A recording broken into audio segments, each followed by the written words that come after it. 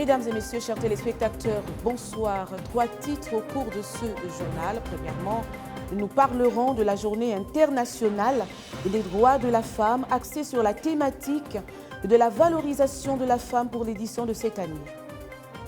Aussi le lancement de la campagne de désinfection des marchés de la capitale gabonaise qui a été fait par le maire de Libreville à la Tour de Montbouette.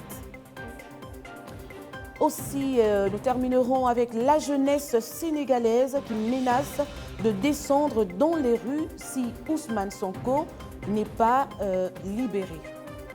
Bienvenue sur TH. En début de ce journal, nous parlons de la dégradation de la route du carrefour bananier lycée technique au Vendo.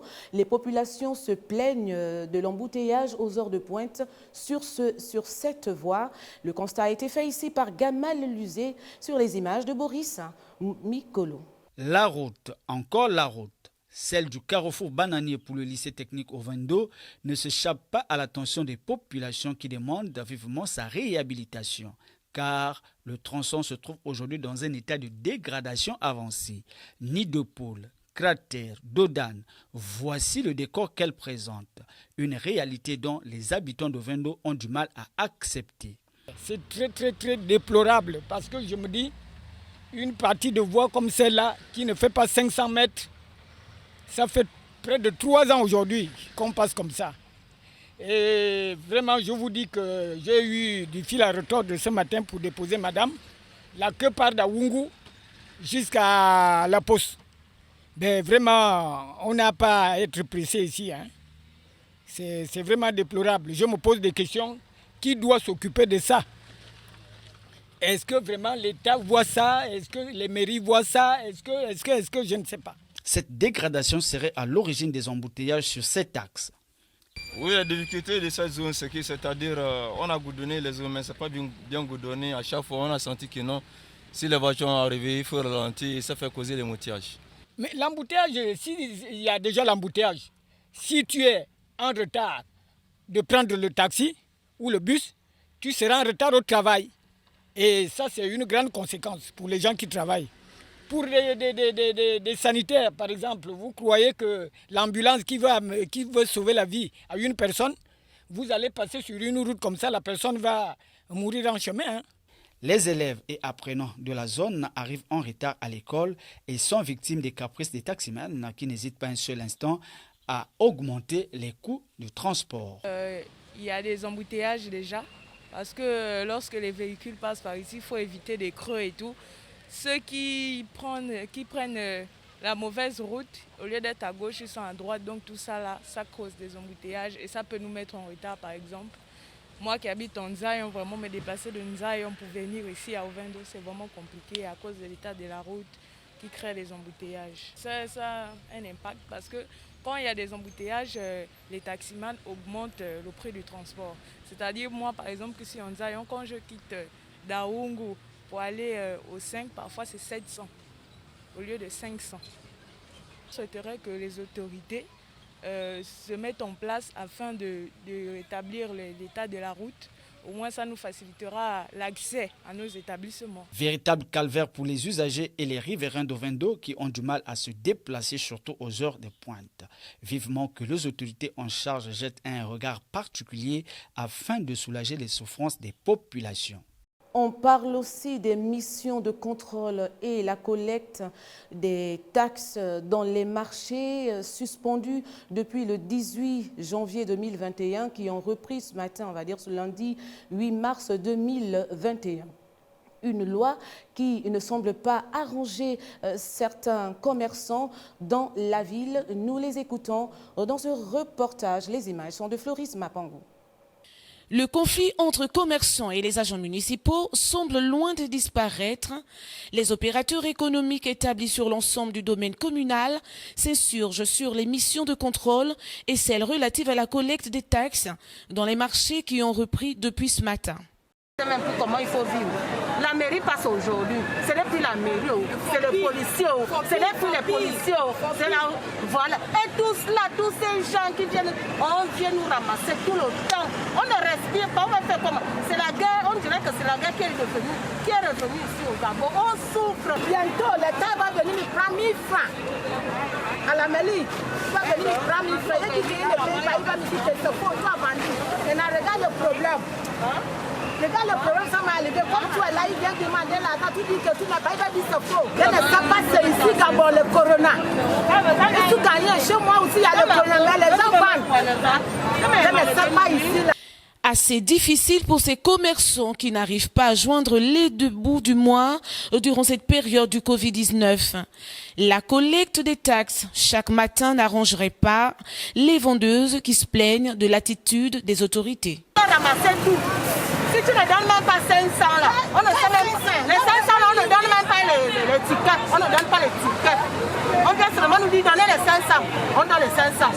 Si tu ne donnes pas, ils vont venir là, pour la délégation. Tout le matin, ils ont dit on ne vendit plus le moutouki à cause de Corona. J'ai laissé pour chercher prêter l'argent pour payer les neufs. Les matins, je suis là, les fopis, les policiers, ils sont venus ramasser tout mon chose. Regarde comme ils sont gaspillés mon chose. Il m'a encore pris 10 000. Je ne sais pas ça, la carte là, ça fait là. Je vais arriver avec quoi? Les enfants aussi parlent fort.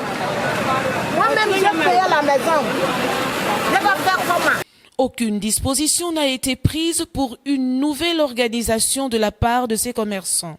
Est-ce qu'on nous donne les trucs, on ne nous donne pas les thèmes?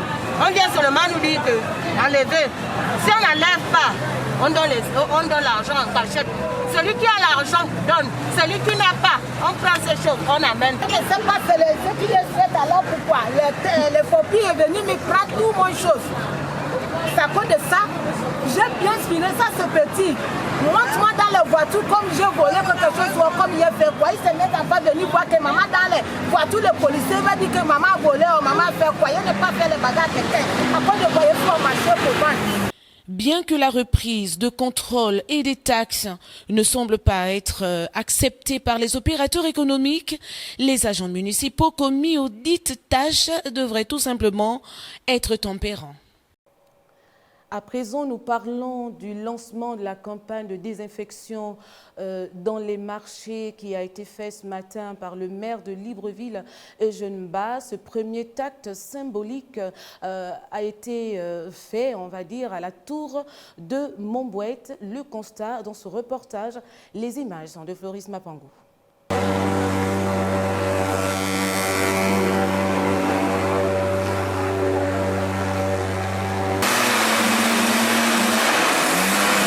En rapport avec la pandémie du coronavirus, un acte symbolique a été posé ce matin par le maire de Libreville. En effet, la tour de Montbouette a été le lieu choisi pour le lancement de l'opération de désinfection des marchés de la capitale. L'édile de Libreville donne ainsi le but de cette opération. Nous avons décidé d'entreprendre dans tous les marchés de Libreville, dans le cadre de la lutte contre la propagation de la pandémie Covid-19. Nous avons commencé au le marché Montbouette. Nous le faisons le jour de fermeture. Aujourd'hui c'est lundi, c'est le jour de fermeture du marché Montbouette. Une opération qui se poursuivra dans les autres marchés de la capitale. Je vous ai dit tout à l'heure qu'il y a à peu près une vingtaine de marchés et nous faisons cette opération lorsque les marchés sont fermés. Donc cela pourrait durer 2-3 semaines.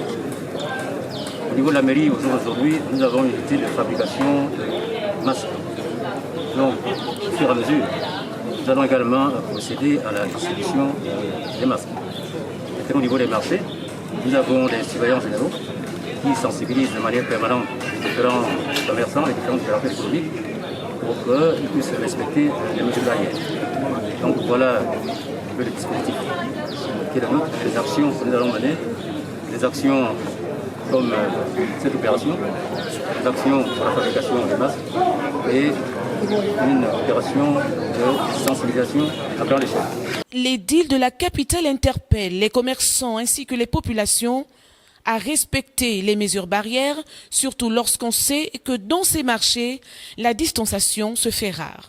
Dans le cadre de la propagation de la Covid-19, nous ne cesserons jamais de les interpeller pour dire que la Covid-19 est là. Ça fait beaucoup de ravages en termes de taux de mortalité. Donc nous voulons qu'ils prennent conscience, que ces citoyens prennent conscience de l'existence de cette pandémie et qu'ils respectent les recommandations qui sont faites par les plus hautes autorités du pays, à savoir le respect des mesures barrières. Que cette désinfection soit régulière et non pour un seul jour, pour le bien des populations et commerçants exerçant dans les marchés. Comme nous l'avons annoncé en titre, nous parlons à présent de la journée internationale des droits de la femme. Certaines femmes déjà réclament l'égalité avec les hommes dans le partage des responsabilités. Une réalité d'ailleurs difficile pour certains dans ce reportage de Gamaluzé sur les images de Boris Mikolo.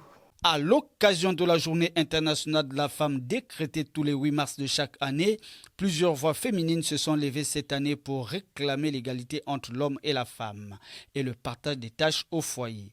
Une thématique qui passe mal aux yeux de certains hommes. Qu'est-ce que l'homme fait, qu'est-ce que la femme fait? Mais la femme a ses tâches, l'homme a aussi son devoir. Si moi je vais au travail, c'est pour aller chercher le bout de pain. Elle a l'obligation de faire des tâches ménagères à la maison. Voilà. Et je ne suis pas obligé aussi de l'aider, sauf si moi-même, par exemple, si j'ai envie de faire un bouillon, je peux le faire, parce que je veux le faire. Voilà. Mais pas m'imposer que, voilà, si je dois faire ça, toi si tu dois faire ça, non, c'est pas une obligation. Voilà. Elle a ses tâches, moi j'ai les miennes. C'est comme ça. Dans la vie, tant qu'il y a l'amour au foyer, l'homme peut aider sa femme à tout. Ça c'est pour moi mon point de vue, tant qu'il y a l'amour. S'il y a l'amour, l'homme peut accepter. Mais ça dépend du boulot aussi. Si l'homme est occupé, ce n'est pas obligatoire. Mais tant qu'il y a l'amour, l'homme peut aider sa femme dans le foyer. La junte féminine aurait-elle tort de réclamer cette égalité lorsqu'on sait que la société a beaucoup évolué? À partir d'aujourd'hui, le 8 mars, nous les femmes, nous décidons désormais, les hommes, nous partageons les tâches des maisons à l'égalité. L'homme doit laver les assiettes, l'homme doit préparer, l'homme doit ranger le lit. À partir d'aujourd'hui, nous tous, les tâches sont à l'égalité. C'est tout. C'est parce que c'est vous qui avez commencé à dire que dès que moi je paye le courant, madame aussi va payer de l'eau. C'est vraiment normal. Voilà. D'après ma façon de vivre, de voir, vraiment c'est normal. C'est normal pour ça. L'homme paye le courant, la femme paye de l'eau. Donc de la même façon que nous on se débrouille, c'est la même. Voilà, c'est la même façon que l'homme aussi doit se débrouiller. Souhaitons toutefois que cette égalité tant réclamée par les femmes ne soit pas une occasion de désobéissance et de libertinage dans les foyers. Bonne fête de 8 mars à toutes les femmes.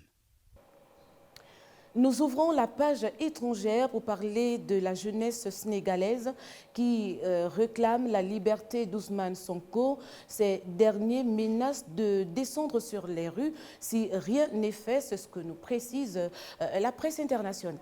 Reportage. Nous avons rencontré beaucoup de jeunes manifestants qui promettent de redescendre dans la rue d'ici lundi, si jamais une décision défavorable est prise contre celui qu'ils considèrent comme leur président, Ousmane Sonko. Je vous propose quelques réactions. Nous lançons un avertissement à Macky Sall, qu'il sache qu'il ne s'en est pas pris seulement à Sonko mais aussi à la jeunesse, parce que Sonko est l'espoir de toute une nation.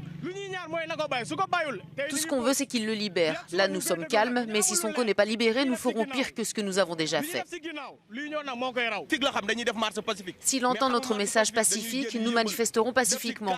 Mais s'il ne réagit pas, nous opterons pour la violence. Nous allons tout saccager. S'il enferme Sonko, nous irons le trouver au palais. Des jeunes qui sont déterminés à se faire entendre, comme c'est le cas depuis maintenant 4 jours. On parle aussi des inégalités du genre renforcées par la pandémie Covid-19 qui touche la gente féminine dans le monde. Nous l'écoutons dans ce reportage de la presse internationale.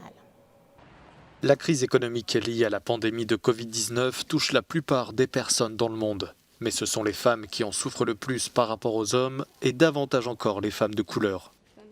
Selon une étude de l'Organisation internationale du travail, 41% des femmes travailleraient dans les secteurs les plus touchés par la pandémie. Des femmes qui étaient et sont en première ligne face à la crise sanitaire. D'après une autre étude, celle du cabinet McKinsey réalisée aux États-Unis, plus d'une femme sur 4 a dû revoir à la baisse ses ambitions professionnelles en arrêtant de travailler pour se consacrer davantage aux tâches ménagères et familiales. En 2019, l'OMS rappelait que dans le monde, 70% des travailleurs sociaux et de santé communautaire sont des femmes. Sur les plus de 2 billions d'euros qu'elles rapportent chaque année à l'économie mondiale pour leur travail dans la santé, la moitié de cette somme le serait sous forme de travail non rémunéré. La pandémie menace de mettre à mal des décennies de progrès économiques qui n'étaient déjà pas satisfaisants auparavant. Au rythme actuel, il faudrait par exemple 1000 ans en France pour venir à bout de l'écart salarial entre hommes et femmes, selon une étude Eurostat. À tout cela s'ajoute le fait que les femmes sont sous-représentées dans les postes à responsabilité politique, alors que leur gestion est remarquée. Au plus fort de la première vague de la pandémie, les pays où les femmes occupaient des postes de direction ont eu un taux de mortalité 6 fois inférieur à celui des pays dirigés par des hommes. C'est la fin de cette principale édition d'information de 20h30. Mesdames et messieurs, chers téléspectateurs, merci de l'avoir suivi. Mais avant, je me fais le plaisir de vous rappeler les titres de ce journal.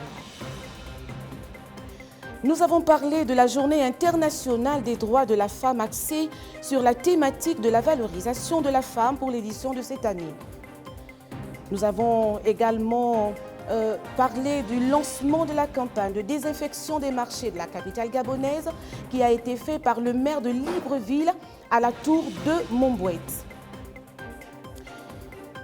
Enfin, la jeunesse sénégalaise qui menace de descendre dans les rues si Ousmane Sonko n'est pas libéré. Merci à l'équipe technique qui m'a accompagné afin de vous servir tout au long de ce journal. Mesdames et messieurs, j'aurai le plaisir à vous retrouver demain à la même heure. Au revoir, c'est plaît à Dieu.